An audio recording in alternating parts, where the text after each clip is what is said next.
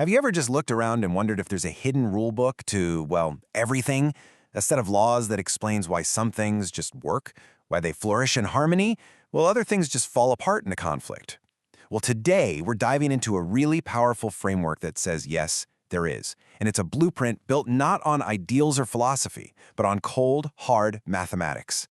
So let's start here, because this is pretty wild. We're all taught that nature is red in tooth and claw, right? Survival of the fittest. But if you go into an old-growth forest, a totally different story is playing out. You've got these huge, ancient trees that are actively sending sugars and nutrients to struggling little seedlings in the shade. It's a system built on mutual support, not just every tree for itself. And that brings up a huge question, doesn't it? If cooperation is nature's default setting, if it's the most efficient way to run a forest, then why do our human systems, our economies, our politics, so often feel like this wasteful, endless battle where for me to win, you have to lose? It's a real puzzle. But what if the answer isn't about morality or philosophy? What if it's about physics? What if there's a mathematical code underneath it all? A set of rules that these ancient forests just get instinctively, and that we are only now finally starting to figure out. Okay, so this is the heart of it. It's a concept from the MELV framework called the I factor. Just think of it as a simple number that measures the friction or the competitive heat inside any system you can imagine. It basically asks, when two parts of a system interact, are they creating more value than they're burning in waste? That one little variable, as you're about to see, changes everything. And here's where it gets really cool. There's a mathematical tipping point. When that I factor number climbs above 1, the system just spirals into conflict, waste, and instability. It's a zero-sum game. But the moment that number drops below 1, the whole dynamic flips. The system clicks into a state of cooperation, efficiency, and positive sum growth, where everybody benefits. It's like a light switch with massive consequences. Now, I want to be clear. This isn't some idea that just popped up overnight. This has been a 44-year journey. It started way back in 1981 with an ecologist seeing things in the wilderness that just didn't fit the textbooks. It was developed conceptually for decades, and then just recently, with the help of advanced AI, it was all formalized into math, leading to this massive test. So there's some serious history and rigor here. So how do you actually prove something like this? Well, you run the numbers on a massive scale. Researchers simulated 10,000 different complex systems. They just let them run from totally random starting points to see where they'd end up. What was their natural default state? Would they all fall into competition, or would something else happen? The results are, honestly, they're just staggering. Look at this. A full 78% of all those systems naturally found their way into a stable, cooperative state. Only a tiny fraction, less than 6%, got stuck in pure, wasteful competition. The math is just crystal clear. Cooperation isn't some fragile, special case. It's the default. It's the norm. Just let that sink in for a second. This idea completely flips one of the biggest myths of our world on its head. We've been told competition is the law of the jungle, the fundamental driver of everything. But the math says no. Competition is a statistical anomaly.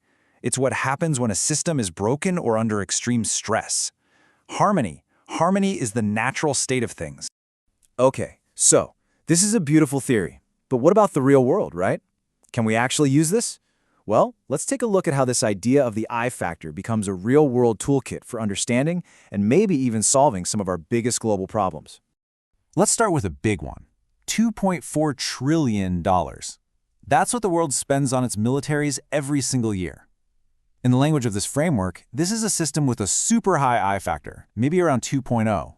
It is a machine that is mathematically optimized for burning resources and mutual destruction. It's pure waste. But on the flip side, we have these amazing examples of low I factor systems. Just look at the difference between proprietary and open source software.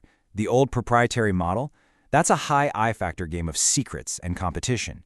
But open source, its I factor is actually negative. Think about that. Every single contribution adds value for everyone else. It's purely positive sum, and the result is just this explosion of innovation that's created unbelievable value for the world. And it's not just software. You see these low I factor success stories all over the place if you look. The International Space Station, where Cold War enemies decided to collaborate. The Montreal Protocol, where the entire world came together to save the ozone layer. Even in politics, like with the ASEAN nations in Southeast Asia, who've maintained peace for over half a century. Or maybe the most powerful example, Rwanda's reconciliation after the genocide, where they consciously lowered their society's I factor from a catastrophic 3.0 all the way down to a stable 0.45. It can be done. So if we have the math, and we have these real-world examples that prove it works, then what's next? Well, how do we start building that better future? And this isn't about just hoping people will be nicer. This is about engineering. It's about consciously designing our systems, our companies, our communities, our economies to have a lower I factor. And the framework gives us a pretty clear roadmap. Step 1, you make systems pay for the messes they create. Things like pollution. Step 2, you invest in the shared stuff, the infrastructure that helps everyone, like open source platforms. Step 3, you change the rules of the game to reward long-term thinking over just short-term profit. And finally, step 4, you design your teams and companies to work together, not to fight each other for resources. Now, if we actually follow this blueprint, we're not just talking about making things a little bit better. We're talking about a pathway to a fundamentally different kind of world, a world with regenerative economies that actually heal the planet, governance that's designed to solve problems, and incredible new partnerships between humans and AI that unlock our potential. So, at the end of the day, here's the big takeaway. For centuries, we've been told that cooperation is a nice ideal, maybe a moral choice if you're feeling good. But the math is telling us something completely different. Cooperation isn't just nice, it is a stone-cold mathematical and strategic advantage.